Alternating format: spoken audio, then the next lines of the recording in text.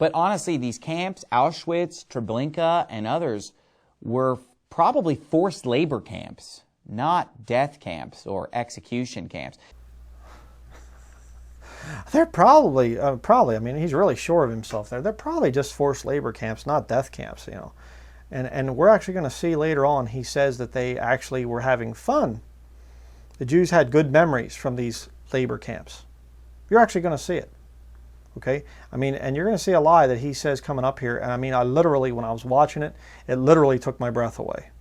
It was literally just like, I went, like, oh, I can't believe he just said that. You're not going to believe some of this stuff. But let's keep watching. Why would you put a tattoo on somebody that you're about to cremate? You know, why would you issue them an ID card? Okay, now another one of the points that he brings up is, okay, if they're being just brought in, the Jews are being brought in to be exterminated, why put tattoos, numbers on them? Why number them? Why give them ID cards? It's called genocide, all right? And if you study it, the first computers over there, the IBM computer company, they were making lists of these Jews for extermination, all right? You put IDs on people and give people numbers so that you can exterminate them and keep a good record of who gets exterminated. That's what was going on. So again, it's a stupid argument that Steven Anderson has there. Well, you know, if they were really being exterminated, why number them? Because that's the nature of genocide. But let's continue. And help you to understand that the goal of the Nazis, the goal of Adolf Hitler, his stated goal was that he wanted the Jews out of Germany. It's no question that he hated Jews, that he was anti-Jew. Nobody's doubting that. He wanted the Jews out of Europe. And so he basically had a lot of programs to try to get the Jews. Now, he persecuted the Jews also because he wants to make their life miserable because he wants them to leave.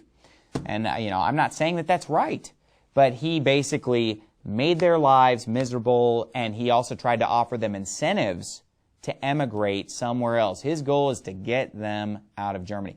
Now, who else had that same goal of getting the Jews to leave Germany? Well, that would be the Zionists, because the goal of the Zionists was to get the Jews to go to Palestine and to form the nation of Israel. Yes, you really did hear that correct. Those of us who support the creation of the nation of Israel and the Jews being able to go back to their homeland, we are the Nazis. So, you know, again, a little Jesuitical spinning here. So take the guilt off of the Vatican and off of those who deny the Holocaust and put it over on those who support the modern-day nation of Israel. If you support the modern-day nation of Israel, well, then you're trying to get the Jews out of different lands where they could be and things. So you're the same as what Adolf Hitler did. Don't you see the logic behind that? Yeah, if you're about half crazy, you know, or possessed with devils like Andersnake. But let's continue here. So therefore, the Zionists wanted them to move. Who else wanted them to move? The Nazis want them to leave. That's why from 1933 to 1938, believe it or not, the Zionists and the Nazis were working together. I mean, this is just openly known. In fact, here's a coin that was made to commemorate the partnership between the Zionists and the Nazis. It has the so-called Star of David on one side, and then it has the swastika on the other side, because of the fact that they both have the same goal. The Zionists want the Jews in Palestine, and the Germans want the Jews, you know, to go anywhere except Germany, and that includes Palestine. Okay, now he leaves a lot of facts out concerning this medallion. This medallion was done as a commemoration where a Nazi officer, an SS officer, went to the land of Palestine looking over where these Jews could be sent. Okay, that is true, and there were people that were trying to get the Jews out of there.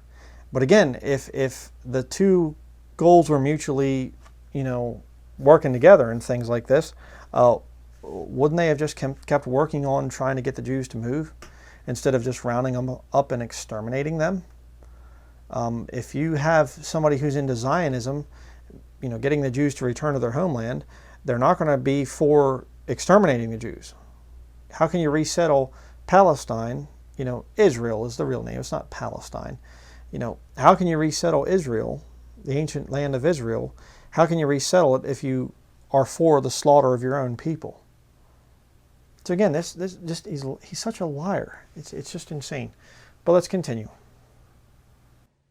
But not only that, but those emaciated corpses that they show you, that doesn't prove the Holocaust, because the story of the Holocaust is that the Jews were just rounded up and brought straight to a death camp and straight to their death. Well, then why would they look skinny and emaciated? It takes months to get that skinny and emaciated. Okay, you see him laugh again? It takes months to see him get that. He's laughing about those horrible pictures that can give you nightmares, looking at the different photographs and things of the dead corpses and stuff like that. Oh, but why were they so skinny and everything else? Because you can't kill them all in one day. You bring them into the camps, and you do use them for labor, and things like that, but you let them slowly starve to death so that there's less to expose of. Or dispose of, dispose of. That's just logic. Okay, and they just were working hard, and some of them just kind of got hungry and things. He's going to say us here in a little bit. It was a war, so people were starving on all sides and everything else. Let's continue. You don't get that way overnight. That proves that people were starving to death. If you look at emaciated images, that's people that were starving. But you can find pictures of that of Americans in World War II, Germans in World War II, Jews in World War II. Why? Because in war, a lot of times the supply lines are being cut off, and a lot of people are starving to death. So you're going to have pictures of emaciated people. That doesn't prove that this story about the Holocaust, per se, and the 6 million is true. He's just absolutely disgusting. So, there's lots of pictures out there of American, civilians and Germans and things like that, and they're all just real skinny like the people that were in the death camps. He's a sick individual. Let's continue. You say, what about all the thousands and thousands of eyewitnesses? What about that? Well, here's the thing about that. Are there thousands and thousands of Holocaust survivors? Yeah, but all it means to be a Holocaust survivor is just that you lived there at the time that this was going on. And a lot of these people can witness to the fact of being rounded up because it happened. A lot of these people can witness to the fact of, being sent to a labor camp because it really happened.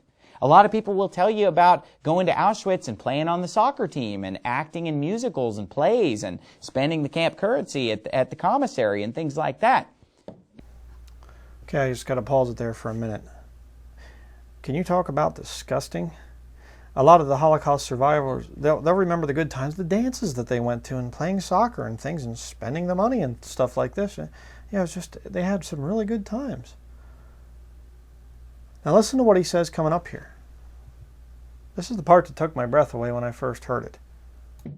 But are there thousands and thousands of witnesses that will testify to seeing gas chambers and people being cremated? No, it's actually very few witnesses that can testify to that. And you say, well, what about those witnesses? Well, they're lying. It's that simple. They're lying. People that were there that went through it, they lied. Corrie ten Boom was a liar. This man right here, Dr. Ben David Liu, Holocaust survivor, he was a liar too. Jewish rabbi converted to Jesus Christ, got saved. He was a liar. It's just a total liar. He didn't see anything bad happening. It was all just soccer games and acting productions and having a good time in those forced labor camps. The fact that he was in a train car and dumped out into a field with a whole bunch of dead bodies, and the German soldiers were coming through with bayonets and sticking them, making sure that they were dead, and they took a break and he escaped as a result. That was all just fake. That was all a lie. Just, personal testimony of a man, and his whole family was slaughtered because they were Jewish. And that's all just lies. That's all according to Steven Anderson. This little punk that he is, and yet he knows more than eyewitnesses. Those eyewitnesses are just liars. They're all of them. Yeah. Well, if you want to hear actually this story of Ben David Liu, you can get this from the Bible Baptist bookstore right down there. Try to get that. There you go. You can get that MP3 CD there. Or you can actually go to YouTube. Here on YouTube, actually, you can type in Ben David Liu, L-E-W there, Ben David Liu. And right there you have Dave Flang really, really good channel. I highly recommend Brother Dave's channel. He's got a lot of stuff on there. But Dr. Ben, he's got the name wrong. Dr. Ben David Liu, Holocaust survivor there. And you can listen to his testimony of what he went through. All right? An eyewitness. And a saved man. So don't tell me, oh, he's part of a Jewish conspiracy or something like this. He's a saved man. So absolutely ridiculous what Anders Snake just said there. But we'll continue here. We have a couple more to go and then we're done. That the people who deny the Christ, they deny that Jesus is the Messiah, would lie to you about something else. Doesn't the Bible say, who is a liar but he that denieth that Jesus is the Messiah? He's Antichrist. Anderson, you just failed your own test. The verse says, who is a liar but he that denieth that Jesus is the Christ? And I saw one of you put in one of the comments on one of the things that was kind of funny. You know, he'll say that they're Antichrist because they say that they deny that Jesus is the Messiah. Well, if you're going to change Christ to Messiah, then why don't you say, instead of Antichrist, say anti-Messiah? But it's kind of funny because he literally changes the text of the King James Bible. The King James Bible says Christ, not Messiah. You say, well, it means the same thing. It means the same thing. Okay, but the term is Christ in your King James Bible. And when Jesus Christ warned of false Christs coming and things like that, he's warning about numbers of groups where people are calling themselves Christ, not Messiah, including the Catholic priests who basically call themselves other Christs. And they do, according to the Catechism. I have that in other studies. So this whole thing, Anderson is clearly right in front of the whole world, changing the King James Bible, the text of the King James Bible, and proving that he has the spirit of Antichrist. He has a false satanic spirit within him. Just incredible. But let's continue. We'll watch another one here. Frankly, they're lying if they tell these stories that don't mathematically even add up. So there aren't thousands of eyewitnesses to the things that we're talking about here. There are a handful of paid liars that will witness to some of these things that just, frankly, don't make any sense. So again, he's discrediting the eyewitness accounts of thousands of people that have been there, that were there for the Holocaust survivors, and he's just, oh, they're all just lying, or else they were paid. Like he knows. He's talked to every single one of them. Kind of like the way he judges all of Judaism, you know, modern day Judaism, by interviewing 4 rabbis. You know, I mean, he would cry foul if Christianity was judged by somebody interviewing 4 Christian, quote-unquote, Christian preachers. But it's okay for him to do the same to the Jews. Sure, right. Let's continue.